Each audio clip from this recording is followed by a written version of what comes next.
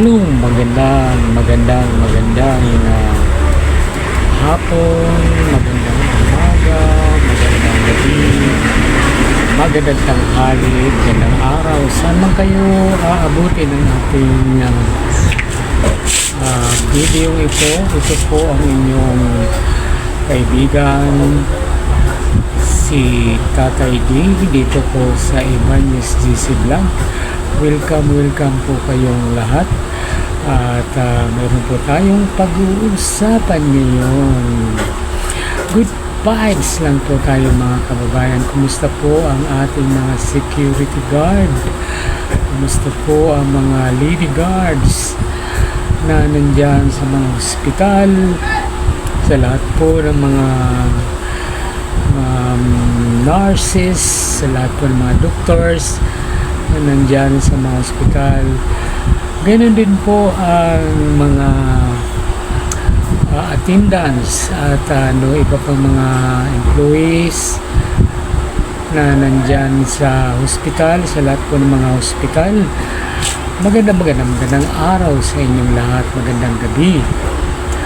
At sa lahat po ng mga accounting, dyan po sa accounting sa inyong mga hospital, sa lahat ng mga dialysis, ay nako, napakahirap talaga pag may dialysis mga kaibigan, no? At ang pag-uusapan po natin ngayon mga kaibigan, ito po ay tungkol sa isang sakit na diabetes. Ito po ay epidemya na po sa ating mundo. Hindi lang po sa Pilipinas, ngunit sa buong mundo ay napakarami pa po o napakarami na pong mga diabetes na kahit na bata pa ay may diabetes na. Alam nyo kasi mga kababayan, sabi ng mga doctors na ang diabetes daw po ay ito po ay sakit na namamana. At para sa akin po, ako ay ano ko lang po ito, ang tawag dito, opinion ko lang po, dahil noong mga panahon na hindi pa tayo masyadong stabilize or civilize ang ating bansa, ang ating mundo, ay di ba mga kinakain natin, karamihan dun sa kinakain natin noon ay itong mga isda, talbos kamote, mga gulay-gulay lang. At nung mga panahon yun ay wala pa po ang Jollibee, wala pa rin po ang mga ice cream, wala pa rin po ang mga halo-halo. Mayroon man na sa mga big city na noon pa. Pero ngayon po sa ating kalagayan sa ating bansa ay buong mundo na po ay talagang talamak na po talaga ang sobra na po nating mahilig sa sweet. Alam niyo itong mahilig sa sweet, dito po nagsisimula ang sakit na diabetes. Alam niyo kapag sobra, masama. Pero kung kakain lang tayo ng tamang-tama lang, balance, ay hindi po tayo magkakaroon ng diabetes. Subalit katapwat, ang dahilan ng magkakaroon tayo ng diabetes ay dahil po masyado tayong abuso, abuso po tayo sa ating mga katakawan, no? Dahil sa sobra nating katakawan, ganyan po tayo na nagkakasakit po tayo. Kaya dun sa mga bata na bagong sibol, ika nga mga kababayan, ay sana ay wag silang mahuhumaling sa mga pagkain ng sobrang matatamis mga kababayan, dahil ang sobrang tamis ay nakakasama sa kalusugan. Ito po ay nakakapagpaikli ng buhay. Alam nyo ba kung mayroon kang diabetes, hindi na po natin makakain ng lahat-lahat. Marami na pong bawal, marami na pong pinagbabawal na hindi natin pwedeng kainin. Kaya para sa mga batang katutubo lamang o bagong tubo, ay wag po kayong maging abuso sa inyong sarili, dahil ang diabetes po ay hindi po namimili ng edad yan.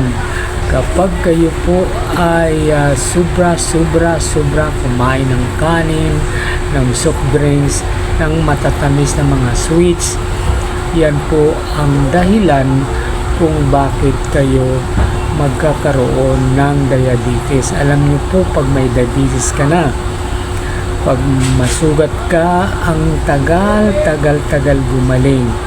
At kapag ikaw ay uminom ng gamot, sabi, ay mahirapan ka na daw mahirapan ka na daw gumaling, dahil siyempre marami kang glucose. At ang normal kasi na mang sugar sa ating katawan mga kababayan ay nasa 80 hanggang 110 ang sukat ng sugar sa ating katawan. Kapag lumagpas po, halimbawa 111, 112, pataas ng pataas, yan po ay mga sintomas na ng diabetes. Kaya yung mga mahilig sa matatamis, control lang po mga iha, mga iho, dahil mahirap po talaga magkasakit ng diabetes, no? Kaya dun sa mga diabetiko, talagang mahirap. Nararanasan niyo po ang napakaraming bawal, napakaraming hindi pwede, napakaraming hindi yan, hindi yun, hindi ito. Kaya sana po makapagpapaalala man lang sa inyo na sana po ay huwag po kayong maging abuso, dahil ang doktor po ay magsasabing pumunta kayo dito, magpa-check up kayo, lahat ng mga check up, lahat ng mga laboratory ay ibibigay sa inyo. Siyempre pag may laboratory, napakamahal po. Napakamahal po ng mga laboratory ngayon. So ingat po tayo mga kababayan, huwag po tayong maging abuso kung tayo po ay gusto pang humaba ang ating buhay. Ano po? Ito po ang inyong advisor na si Tatay D. Sa anumang bagay, kung anumang mayroon kayo ay problema man sa pag-ibig, huwag lang sa pera, dahil wala akong pera. Kung may problema kayo sa pag-ibig, mag-comment lang po kayo sa comment section. Kapag nabasa ko po yan, bigyan ko po kayo ng advice. Dito pa rin sa ating YouTube channel, Ibanez GC Vlogs, at i-kirop nyo lang po sa inyong lingkod, si Tatay D. Hay nako, maraming salamat. At wag po ninyong kalimutan i-subscribe po ninyo ang ating YouTube channel, Ibanez GC Vlog, at paki-like and share po ang ating mga video. Maraming salamat po. Hanggang sa muli nating tatalakayin na mga mag-discuss po tayo with vibes dito sa ating YouTube channel. Maraming salamat po. Thank you. Bye-bye po. Ito po ang inyong lingkod, si Tatay D. Thank you. Bye-bye.